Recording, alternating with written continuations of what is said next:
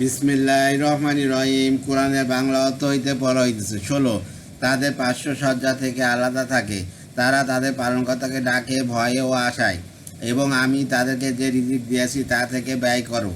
17। কেউ জানে না তার জন্য কৃতকর্মের কি কি নয়ন প্রীতিকর প্রতিদান লুকায়িত আছে। 18। ইমানদার ব্যক্তি কি অবাধ্যের অনুরূপ, তারা সমান নয়। 19। যারা ইমান আনে ও সৎকর্ম করে তাদের জন্য রয়েছে তাদের কৃতকর্মের আপ্যায়ন স্বরূপ বসবাসের জান্নাত। 20। পক্ষান্তরে যারা অবাধ্য হয় তাদের ঠিকানা জাহান্নাম।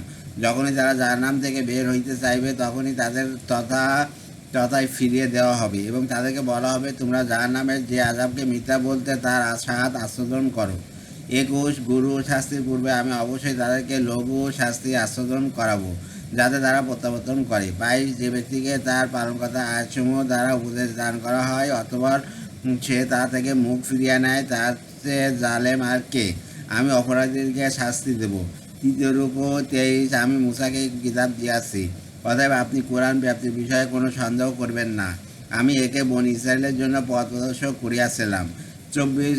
তারা সবর করত বিধায় আমি তাদের মধ্য হইতে নেতা মনোনীত করিয়াছিলাম, যারা আমার আদেশে পথ প্রদর্শন করত। তারা আমার আয়াতসমূহের দৃঢ় বিশ্বাসী ছিল। 25। তারা যে বিষয়ে মতবিরোধ করছে আপনার পালনকর্তা কিয়ামতের দিন সেই বিষয়ে তাদের মধ্যে ফয়সালা দেবেন। 26। এতে কি তাদের চোখ খোলেনি যে আমি তাদের পূর্বে অনেক সম্প্রদায়কে ধ্বংস করিয়াছি, যাদের বাড়ি ঘরে এরা বিচরণ করে? অবশ্যই এতে নিদর্শন রহিয়াছে। তারা কি শোনে না?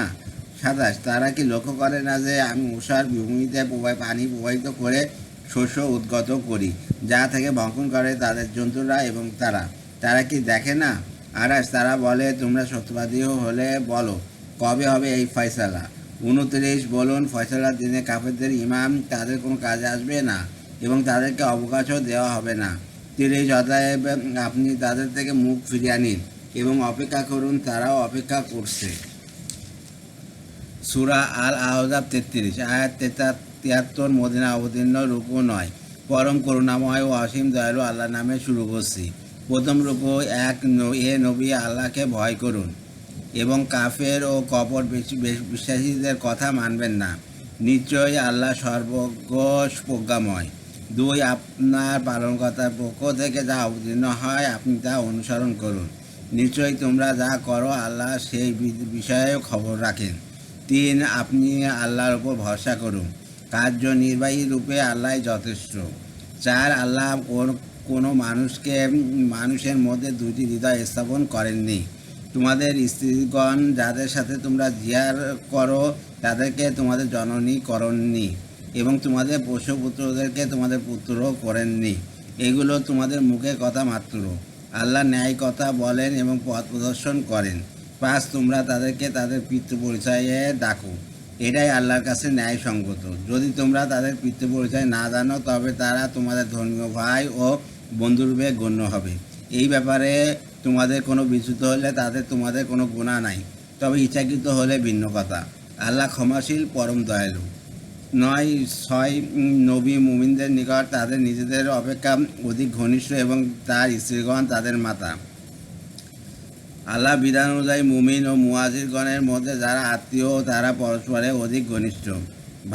তবে তোমরা যদি তোমাদের বন্ধুদের প্রতি দয়া দাক্ষিণ্য করতে চাও করতে পারো, এটা লাউ মাহফুজে লিখিত আছে। 7। যখন আমি পয়গম্বরগণের কাছ থেকে আপনার কাছ থেকে এবং নূহ এবং ইব্রাহিম ও মুসা ও মরিয়াম তনয় ঈসার কাছ থেকে অঙ্গীকার নিলাম তাদের কাছ থেকে দৃঢ় অঙ্গীকার, আর সত্যবাদীদেরকে তাদের সত্যবাদী সম্পর্কে জিজ্ঞাসা করার জন্য তিনি কাফেরদের জন্য যন্ত্রণাদায়ক শাস্তি প্রস্তুত রেখেছেন। 2য় রূপ 9। হে মুমিনগণ, তোমরা তোমাদের প্রতি আল্লাহর নিয়ামতের কথা স্মরণ করো। যখন শত্রু বাহিনী তোমাদের নিকটবর্তী হইয়াছিল ততবার আমি তাদের বিরুদ্ধে ঝর্ণাবায়ু এবং এমন সৈন্যবাহিনী প্রেরণ করিয়াছিলাম যাদেরকে তোমরা দেখতে না। তোমরা যা করো আল্লাহ তা দেখেন। 10। যখন তারা তোমাদের নিকটবর্তী হইয়াছিল উচ্চভূমি ও নিম্নভূমি থেকে, এবং যখন তোমাদের দৃষ্টি ভ্রম হচ্ছিল, প্রাণ কষ্টগত হইয়াছিল এবং তোমরা আল্লাহ সম্পর্কে নানা কিরূপ বিরূপ ধারণা পোষণ করতে শুরু করিয়াছিলে। আল্লাহ হাফেজ।